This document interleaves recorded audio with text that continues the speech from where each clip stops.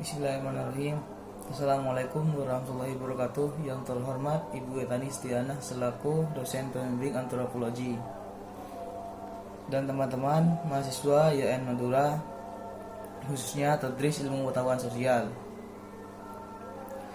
Pertama-tama marilah kita panjatkan puji syukur kehadirat Allah Subhanahu wa taala atas limpahan rahmat, taufik dan hidayahnya sehingga kita dapat melakukan diskusi pada kali ini. Kedua, selawat serta salam semoga tetap tercurah limpahkan kepada junjungan kita Nabi Muhammad SAW. Saya Dwi Angga sebagai moderator pada kelompok 8 akan membimbing jalannya diskusi pada kali ini. Tema pembahasan pada kali ini yakni teori strukturalisme yang akan dipaparkan oleh pemateri 8. Sebelumnya, saya akan memperkenalkan pemateri pertama, yakni Muhammad Rizky, kedua Muhammad Ziaul Haq, tiga Indina Sufa, dan keempat Rizkiah. Untuk pemateri pertama, dipersilakan untuk menjelaskan materinya dan dilanjutkan oleh materi kedua, ketiga, dan terakhir. Terima kasih. Assalamualaikum warahmatullahi wabarakatuh. Nama saya Muhammad Rizky. Di sini saya akan menjelaskan pengertian teori strukturalisme dan sejarah teori strukturalisme. Pengertian teori strukturalisme. Hawkes 1978 mengemukakan bahwa strukturalisme adalah cara berpikir tentang dunia yang secara kuat terkait dengan persepsi dan deskripsi mengenai struktur-struktur. Istilah struktur diartikan sebagai sistem dari unsur-unsur dan relasi-relasi yang saling berhubungan dan merupakan satu keseluruhan yang terorganisasi. Karena adanya relasi timbal balik dalam sistem, unsur-unsur dan relasi-relasi dapat saling ditransformasikan menurut aturan fungsionalnya. Yang di sana proses autoregulasi memainkan peran yang besar. Dalam ilmu sastra, kajian struktural bermaksud untuk membongkar dan memaparkan secara cermat, detail, teliti, dan mendalam keterkaitan dan keterjalinan semua unsur dan aspek karya sastra yang bersama-sama menghasilkan makna yang menyeluruh. Hampir sama dengan teori yang dikemukakan dalam teori sastra, karena memang berpijak pada dasar yang sama yaitu linguistik. Levi Strauss mengemukakan bahwa objek dari ilmu-ilmu struktural adalah hal-hal yang memperlihatkan sifat-sifat suatu sistem, yaitu semua kesatuan yang salah satu unsurnya tidak dapat diubah tanpa mengubah semua unsur-unsur. Sejarah perkembangan teori strukturalisme. Strukturalisme berkembang di dua tempat, yaitu di Eropa dan di Amerika. Di Eropa, aliran ini dikembangkan oleh Ferdinand de Saussure, sedangkan di Amerika dikembangkan oleh Leonard Bloomfield. Menurut Mukarovsky dalam Rene Welek 1970 di halaman 275 sampai 276, sejarah strukturalisme mulai diperkenalkan tahun 1934. Tidak menggunakan nama metode atau teori, sebab di suatu pihak teori berarti bidang ilmu pengetahuan tertentu. Di pihak yang lain, metode berarti prosedur ilmiah yang relatif baik, sehingga sudut pandang epistemologi sebagian sistem tertentu dengan mekanisme antar hubungannya. Istilah strukturalisme muncul sekitar paruh kedua abad ke-20 dan berkembang menjadi salah satu pendekatan yang paling populer di bidang akademik berkaitan dengan analisis bahasa, budaya, dan masyarakat. Aktivitas Ferdinand de Saussure yang menggeluti bidang linguistik inilah yang dianggap sehingga titik awal dan strukturalisme dari strukturalisme. Istilah strukturalisme itu sendiri muncul dalam karya-karya antropologi Prancis. Karya-karya antropologi Prancis Claude Lévi-Strauss yang menyebabkan gerakan strukturalis di Prancis. Hal ini pula yang mendorong para pemikir seperti Louis Althusser, psikoanalis Jacques Lacan, serta Nikos Paulatas untuk mengembangkan sebagai Marxisme struktural. Bukti lain tentang hal ini juga dapat ditemukan dalam Course in General Linguistics yang ditulis oleh rekan-rekan Saussure setelah kematiannya, dan berdasarkan catatan para muridnya, Saussure tidak memfokuskan diri pada penggunaan bahasa, melainkan pada sistem yang mendasari bahasa. Teori ini lalu muncul dan disebut semiologi atau semiotika. Mungkin cukup sampai di sini dari saya. Assalamualaikum warahmatullahi wabarakatuh. Bismillahirrahmanirrahim. Assalamualaikum warahmatullahi wabarakatuh. Saya akan meneruskan penjelasan dari materi pertama, yaitu saudara Rizky. Saya di sini akan menjelaskan tokoh-tokoh teori strukturalisme. Tokoh-tokoh teori strukturalisme itu ada 4, antara lain yang pertama itu Claude Lévi-Strauss. Claude Lévi-Strauss dilahirkan di Brussels, Belgia tahun 1908 atau 1908 dari orang tua Yahudi yang berkebangsaan Prancis. Sebagai bapak strukturalisme Prancis, Lévi-Strauss memadukan antara sosiologi dengan pengikut cetakan ilmu bahasa dengan tujuan agar supaya lebih maju yang terjadi sekitar 1920-an.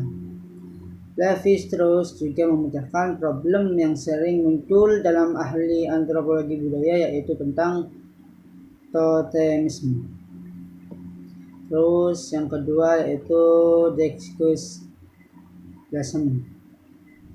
Jacques Lacan adalah salah satu tokoh dari strukturalisme yang menganggap Lévi-Strauss telah meninggalkan psikoanalis Freud sebagai satu-satunya sumber inspirasi bagi usaha di bidang strukturalisme dan lebih mementingkan taraf tak sadar. Ia dilahirkan di Paris. Lacan mengatakan bahwa Lacan sedikit banyak dipengaruhi oleh psikoanalis Freud, Hegel, dan juga Heidegger. Dalam psikoanalis Freud, ia memperlihatkan suatu desentramennya. Lacan juga membahas ketidaksadaran dalam konteks percakapan psikoanalitis atau percakapan seorang psikoanalis sama pasiennya atau analisanya. Merupakan pendapat Lacan akan hal itu, ketidaksadaran mempunyai struktur yang sama seperti bahasa. Ia juga sependapat dengan Freud bahwa manusia telah tergesa dari pusatnya dalam percakapan psikoanalitis. Subjek tidak berbicara tetapi dibicarakan. Yang ketiga yaitu Roland Barthes. Tokoh ini memainkan peran penting dalam aliran strukturalisme pada tahun 60-an dan 70-an di Paris, yaitu pada tahun 1915 atau 1915 sampai 1980. Ia dilahirkan di Cherbourg, dan dibesarkan di Bayonne serta Paris. Dan ia mempelajari sastra dan klasik Yunani dan Romawi di Universitas Sorbonne. Ia lama berobat di beberapa sanatoria pada tahun 1942 sampai 1947. Ia mengajarkan bahwa bahasa dan sastra di Prancis, di Bukarest, Rumania, dan Kairo, Mesir.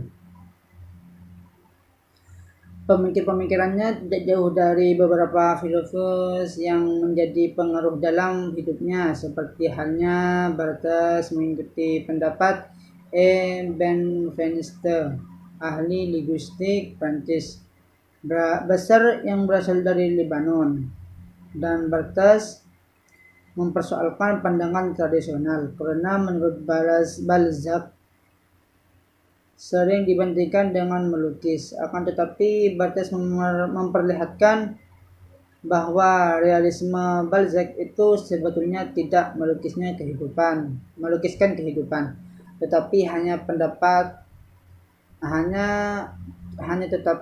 pandangan-pandangan yang sudah facet tentang kehidupan. Terus yang keempat itu Louis Althusser.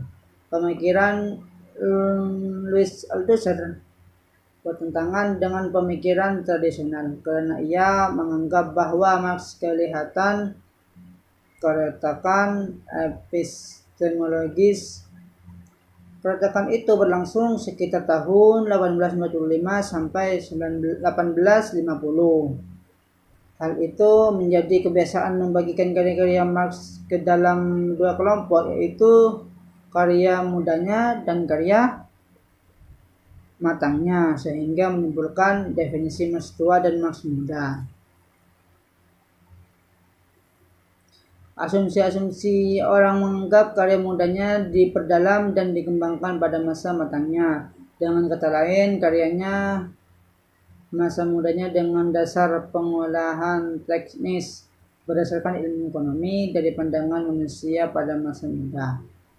Tetapi dengan berpaling dari pemikiran humanistik ini, Marx menghadapi suatu problematik yang sama sekali baru, dan bagi Althusser itulah permulaan filsafat Marx memakai suatu terminologi baru.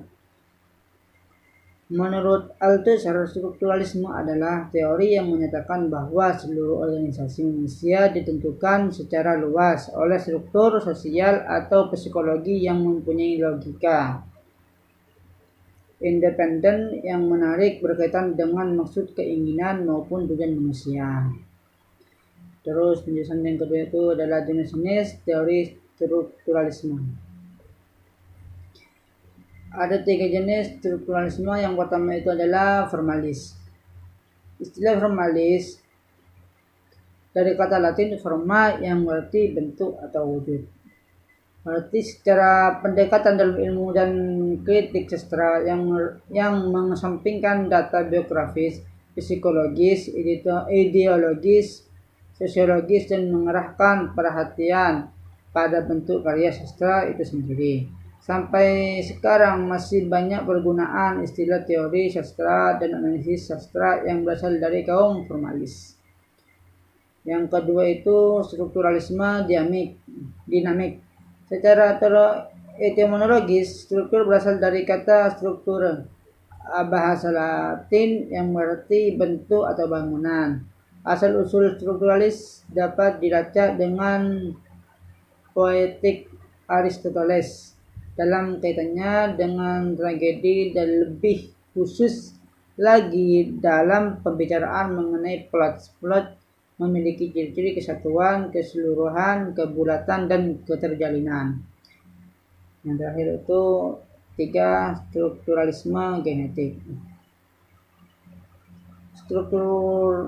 Strukturalisme genetik ini merupakan jembatan penghubung antara teori struktural formalis dan teori semiotik hampir sama dengan struktural genetik, mengaitkan dengan asal-usul teks, tetapi penekanannya berbeda: struktural, dinamik, tanda, dan realitas.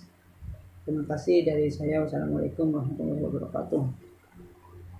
Bismillahirrahmanirrahim. Assalamualaikum warahmatullahi wabarakatuh. Saya di sini sebagai pemateri ketiga akan menjelaskan tentang ciri-ciri teori strukturalisme. Teori strukturalisme memiliki beberapa ciri-ciri, diantaranya adalah 1. Bahwa yang tidak beraturan ada di permukaan. 2. Mekanisme itu selain bersifat kontan. 3. Para peneliti menganggap objektif. 4. Pendekatan dengan menggunakan sifat bahasa. 5. Struktural dianggap melampaui humanisme. Selanjutnya yaitu tujuan strukturalisme, yaitu diantaranya adalah mencari struktural terdalam dari realitas yang tampak kacau dan beraneka ragam. 2. Yaitu sebagai aktivitas yang bersifat intelektual. 3. Yaitu sebagai metode ilmiah. 4. Yaitu sebagai pengetahuan, di mana teori ini bisa dipelajari lebih luas dan lebih mendalam, seperti itu. Wassalamualaikum warahmatullahi wabarakatuh. Bismillahirrahmanirrahim. Assalamualaikum warahmatullahi wabarakatuh. Nama saya Rizkia dari kelompok 8. Di sini saya akan menjelaskan tentang konsep, unsur-unsur, dan juga asumsi dasar teori strukturalisme. Yang pertama, konsep. Jadi, menurut Joseph, teori strukturalisme memiliki konsep sebagai berikut. 1. Memberikan penilaian terhadap keharmonisan semua komponen yang membentuk keseluruhan struktur dengan menjalin hubungan antar komponen tersebut sehingga menjadi sebuah keseluruhan yang bermakna dan juga memiliki nilai estetik. Yang kedua, yaitu memberikan penilaian terhadap keharmonisan antara isi dan juga bentuk. Selanjutnya, unsur-unsur teori strukturalisme. Ada 3 jenis karya sastra. 1. Dalam prosa, terdiri dari tema, kejadian, penokohan, alur, latar, gaya bahasa, dan sudut pandang. Sedangkan dalam puisi, terdiri dari tema, gaya bahasa, imajinasi, rima, irama, simbol, diksi, dan nada. Sedangkan dalam drama, terdiri dari tema, gaya bahasa, dialog, alur, latar, penokohan, dan kejadian. Beralih ke materi yang terakhir, yaitu asumsi dasar teori strukturalisme. Ahimsa menyebutkan bahwa dalam teori strukturalisme Levi-Strauss memiliki asumsi sebagai berikut. 1. Teori strukturalisme beranggapan bahwa semua bentuk pola kehidupan, sistem-sistem kekerabatan, perkawinan, dan lain sebagainya secara formal dikatakan sebagai sebuah bahasa-bahasa. Yang kedua, yaitu para penganut teori strukturalisme mempercayai bahwa dalam setiap diri manusia sudah memiliki kemampuan sendiri yang diturunkan secara genetis, yaitu kemampuan strukturing atau membentuk struktur. Yang ketiga, yaitu para penganut teori strukturalisme berpendapat bahwa relasi-relasi antara fenomena budaya dengan fenomena-fenomena yang lain pada suatu titik tertentu atau waktu tertentu inilah yang menentukan makna dari fenomena tersebut. Dan asumsi dasar yang terakhir yaitu relasi-relasi yang ada dalam struktural tadi itu dapat disederhanakan lagi menjadi oposisi berpasangan.